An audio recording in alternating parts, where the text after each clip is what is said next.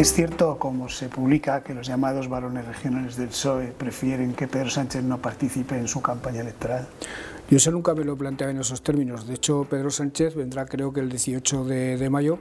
Ahora bien, insisto, yo no quiero que el debate electoral lo protagonicen los miembros del Gobierno de Madrid.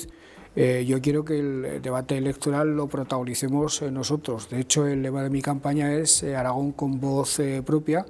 Yo creo que la comunidad, con 40 años de autonomía que le han sentado de maravilla, ha adquirido un perfil propio, ha adquirido una voz propia, tiene la pretensión y la vocación de ejercer esa voz propia en la gobernanza de España, del país, frente a un partido popular que en Aragón se limita a ser la voz de su amo. Siempre he tenido claro que por encima de mi militancia socialista está mi compromiso con Aragón. Yo no soy el delegado del Gobierno de España en Aragón. Hay políticas públicas del Gobierno de Pedro Sánchez que están muy bien aceptadas por la ciudadanía. La trayectoria del presidente en el terreno internacional yo creo que es defendible, excepto por el ruido, por las intemperancias y por la absoluta disintonía que el Partido Socialista tiene en el mundo con un partido como Podemos, sobre todo en América Latina, en cuestiones como la guerra de Ucrania, etcétera, etcétera, lo cual no es una cuestión menor.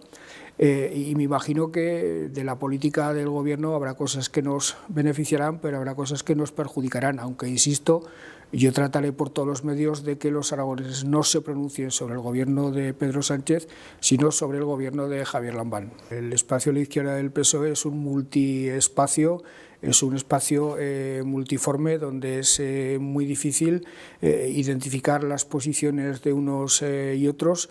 Y desde luego el Podemos de Aragón tiene poco que ver con el Podemos nacional. Aquí hemos tenido desde el principio, y las establecimos en el momento mismo de mi investidura, una serie de diferencias en materia medioambiental, en materia de nieve, en materia de política hidráulica, pero en lo demás hemos estado de acuerdo. Hicimos un programa de gobierno basado en el desarrollo del Estatuto de Autonomía, basado en la defensa de Aragón, y todos hemos sido fieles cumplidores de ese programa. Lo que ocurre a nivel nacional, yo realmente creo que Pedro Sánchez estará perdiendo muchas noches de sueño, porque tratando desde el Gobierno de España de ejercer una política internacional seria, sobre todo en Europa, en América Latina, ver a sus socios de Gobierno viajando por América del Sur y convirtiéndose en cómplices de regímenes populistas, de la Kirchner en Argentina, etcétera, etcétera, me imagino que muy satisfecho y muy tranquilo no estará. Definir el proyecto político socialista pensando en futuros socios, pensando en futuros aliados, o adaptándose a ellos o mimetizándose con ellos, yo creo que es algo que como tentación debemos rechazar absolutamente. ¿Y no es eso lo que está ocurriendo con Pedro Sánchez y Yolanda Díaz? Me gustaría creer, sinceramente, se lo digo de todo corazón, que no. Yo desde luego no soy sanchista, pero no es que sea sanchista, no soy ni siquiera lambanista, yo soy socialista y por encima de todo español y aragonés. Yo creo que el Partido Popular es un partido absolutamente fundamental para el presente y el futuro de este país. Pensar en el futuro de España sin el Partido Popular y sin el Partido Socialista es una quimera absoluta, pero lo cierto es que los socialistas tenemos motivos para la autocrítica, pero el Partido Popular debería hacérselo mirar, porque en este momento el Partido Popular no se presenta ante los españoles sino como un movimiento antisanchista, y desde luego simplemente con esa muleta es difícil llegar de vencedor a la meta final.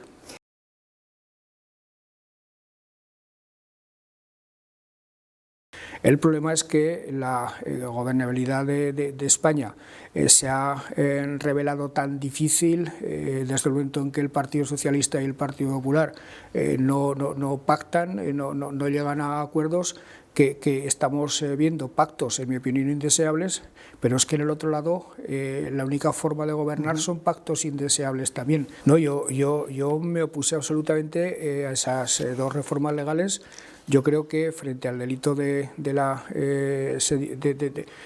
sedición, frente a lo que ocurrió en Cataluña en el año 2017, no solo había que mantener los tipos penales existentes, sino que, en mi opinión, había que endurecerlos en el terreno legal, en el terreno penal, traducido a la política. Hay pocos delitos más graves que el que cometieron los independentistas catalanes.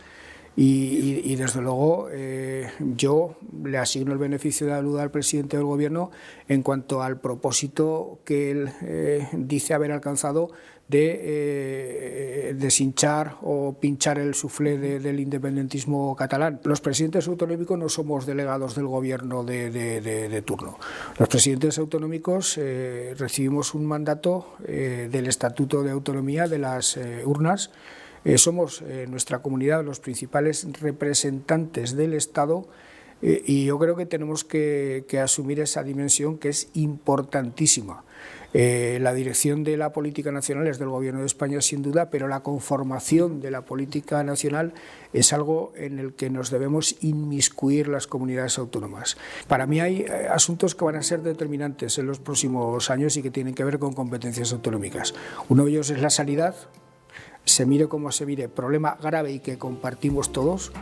Otro de ellos es, y solo nos acordamos de Santa Bárbara cuando llueve, el de los incendios forestales.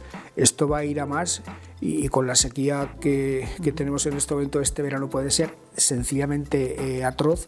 Y otro de ellos es el de la energía. El Gobierno de España ha de abandonar posiciones carpetobetónicas de controlarlo todo, de tener el control exclusivo de la gestión de la energía, algo que hace además siempre entendiéndose con las grandes empresas y multinacionales de la energía.